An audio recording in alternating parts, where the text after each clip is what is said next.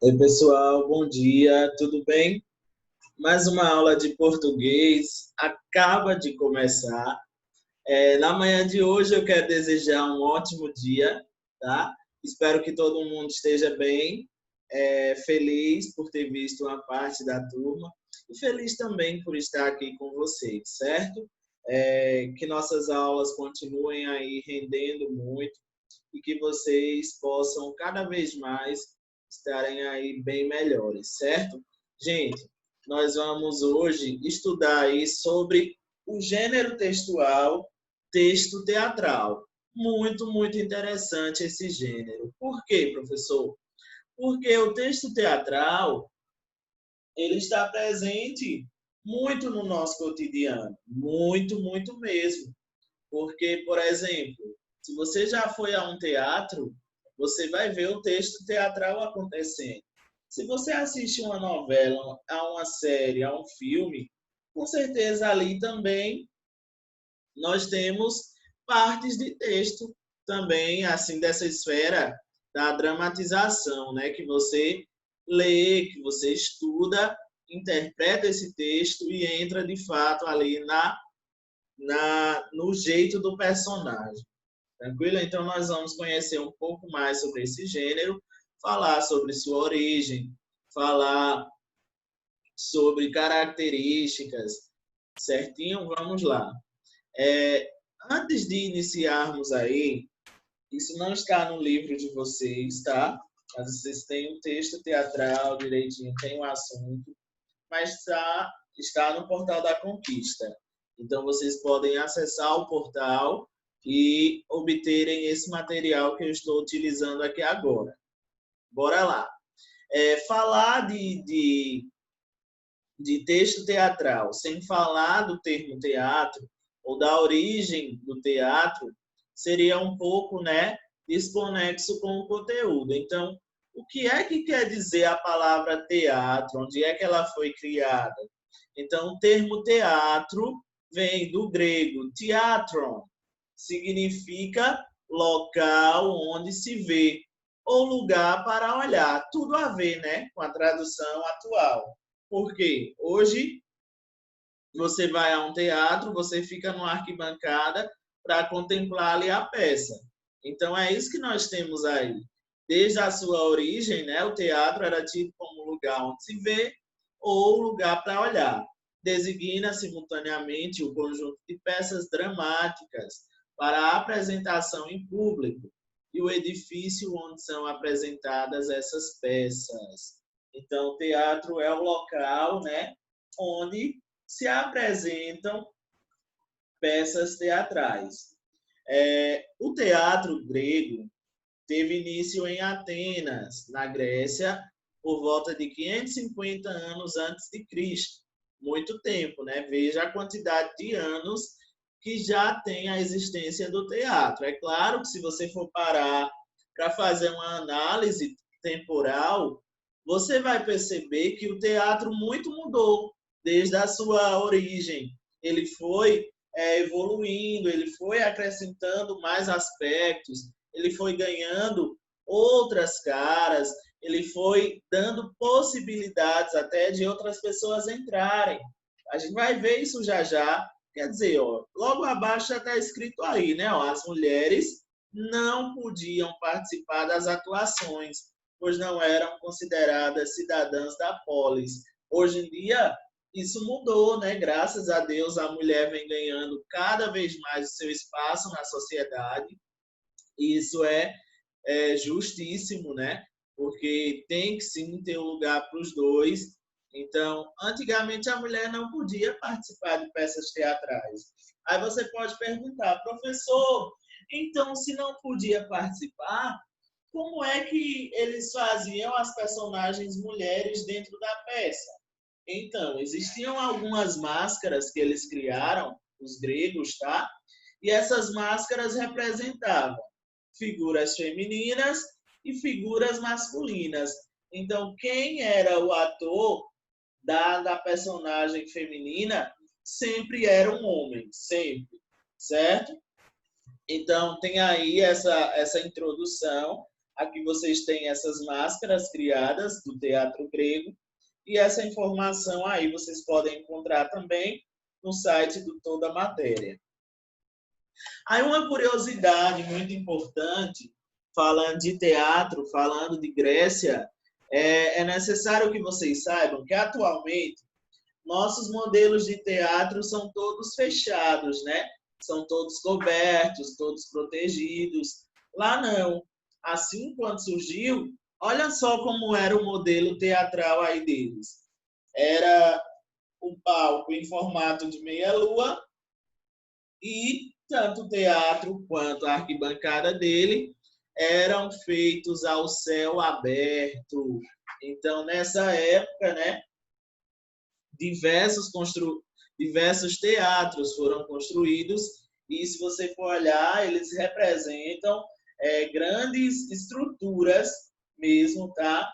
Para aquela época. Então, eram arquiteturas muito bem planejadas e bem definidas aí suas características, se tornando muito marcante, né? A principal delas é a questão da apresentação ao ar livre. Se você assistir, talvez, a alguns filmes americanos bem mais antigos, eles vão mostrar essa perspectiva do teatro antigo, certo?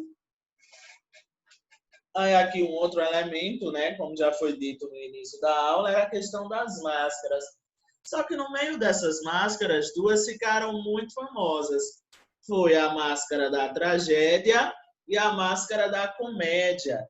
É como se elas fossem inseparáveis. Atualmente eu vejo isso de diversos aspectos. E você pode ver também, até em colares, tem pessoas que usam colares com essas máscarazinhas aí, são bem bonitinhos.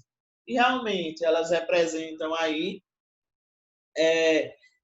elas trazem uma referência à origem mesmo do teatro, tá? A origem aí dos gêneros que disseminavam essa questão de representação. Então, o teatro pode ser entendido com essa palavra, representar. O verbo representar aí se encaixa muito bem com a noção de teatro, porque é no teatro que eu encaro um roteiro, que eu encaro uma sequência textual, e aí dentro dessa sequência eu repagino, some o G. Anderson e entra o personagem.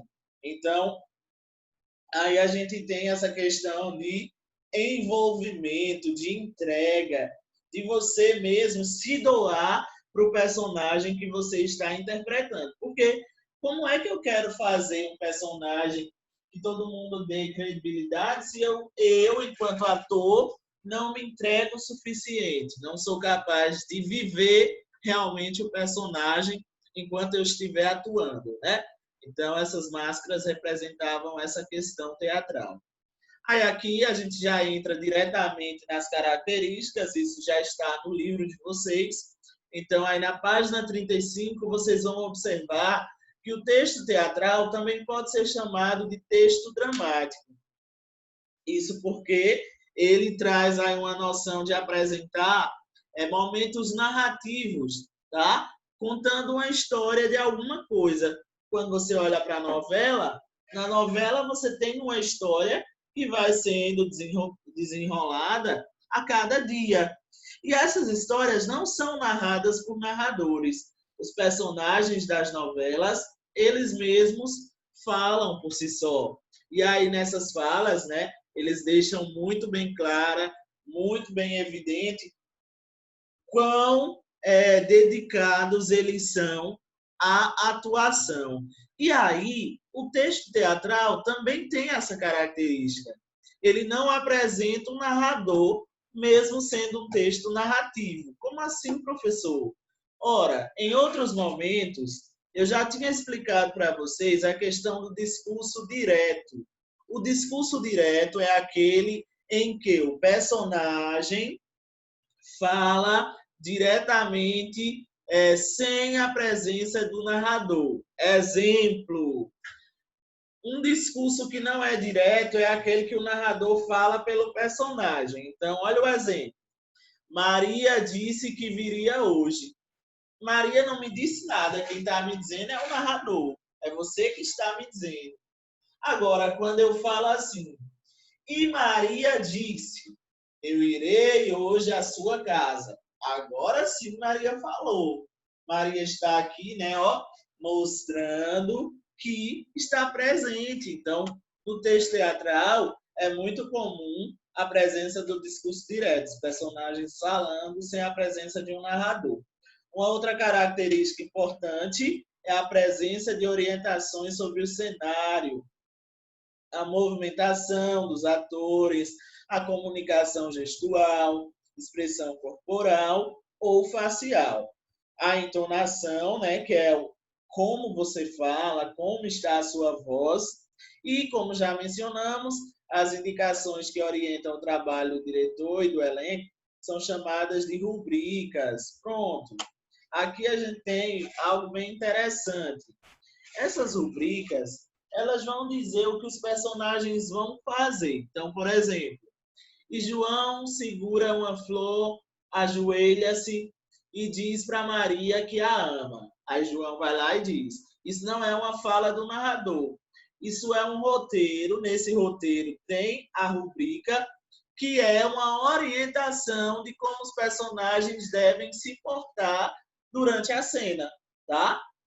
Então, no texto teatral é necessário fazer isso. Por exemplo, eu vou começar um texto falando sobre a paz. Aí eu vou e faço uma rubrica assim, ó. A minha rubrica seria: e os personagens começam a cena segurando uma bandeira branca. Aí os personagens vão começar já com a bandeira branca, tá? Não é eu narrando. Isso só os personagens lerão. Só quem está fazendo o texto teatral lerá. A plateia não. A plateia já vai ver os personagens fazendo o que o roteiro mandava, tá? Então, geralmente, essas rubricas, elas vêm em forma de itálico, quando a letra ela é escrita diferente, ou entre parênteses, o nome do personagem ao qual cada fala se refere também recebe destaque, sendo escrito geralmente em letra maiúscula ou negrito. Então, aí só para vocês terem essa noção, olha como seria uma rubrica. Aqui embaixo a gente tem explicando mais uma vez o que seria uma rubrica, e aqui é uma rubrica. Olha lá. Ao abrir o pano, entraram todos os atores, com exceção do que vai representar Manuel, como se tratasse de uma tropa de saltimbancos, correndo com gestos largos, exibindo-se ao público. Se houver algum ator que saiba caminhar sobre as mãos, deverá entrar assim. Outro terá uma corneta, na qual dará um alegre toque, anunciando a entrada do grupo. Há de ser uma entrada festiva, na qual as mulheres dão grandes voltas e os atores agradecerão os aplausos, erguendo os braços como no circo. A atriz que for desempenhar o papel de Nossa Senhora deve vir em caracterização para deixar bem claro que, no momento, é somente a atriz. Imediatamente após o toque do clarim, o palhaço anuncia o espetáculo.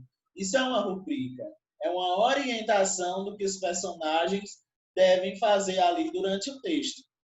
Aí aqui eu trago um texto, um trechozinho, está na página 36, de O Alto da Compadecida. Inclusive, é um filme muito top, né? Se você não assistiu ainda, acho que você pode procurar, porque é um texto que vale a pena tanto ser lido quanto assistido, né? Eterno Chicó, Eterno João Grilo. Aí, veja só, nós temos aqui, né, O Alto da Compadecida e temos rubricas aí presente. Olha aqui a primeira. O sacristão e o padre saem da igreja.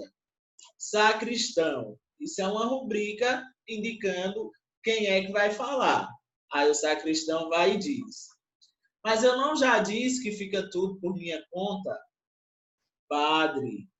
Por sua conta como? Se o vigário sou eu. Sacristão. O vigário é o Senhor? Mas quem sabe quanto vale o testemunho O testamento sou eu, padre. Em o testamento, o sacristão. Sim, o testamento, padre. Mas que testamento é esse? Sacristão. O testamento do cachorro, padre. E ele deixou o testamento, aí o padeiro entra em cena, né? Só para o vigário deixou 10 contos.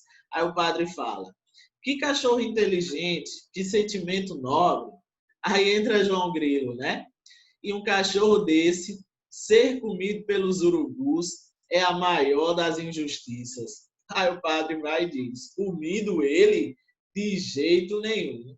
Um cachorro desse não pode ser comido pelos urubus. Todos aplaudem, batendo palmas ritmadas e discretas. E o padre agradece fazendo mesuras, mas de repente lembra-se do bispo. Padre aflito. Aí vejam só, aqui vocês estão contemplando um texto teatral. Olha só o que é que tem num texto teatral. Vai ter lá o título da peça, nesse caso, o Alto da Compadecida, e logo em seguida eu vou começar a escrever. Se eu quero falar coisas que os personagens devem fazer, essas falas virão em itálico ou podem vir entre parênteses, porque ali eu vou entender que se trata de uma rubrica. E o nome dos personagens, também ganham destaque, tá? Porque eles são também rubricas, são partes aí do texto que explicam o que essas pessoas falarão. Então, fica aí a dica, tá? Do que seria um texto teatral. Vocês têm esse texto por completo no livro. Tem também o filme na internet, tem o filme que de vez em quando passa na TV. Então, é aquilo. É sentar, ler, estudar, buscar a melhor forma que você possa aí se adequar ao aprendizado desse conteúdo. Beleza, gente? E por hoje eu encerro a nossa aula. Estarei enviando a atividade junto com o vídeo. Caprichem aí e um grande abraço, um cheiro no coração e até a nossa próxima aula.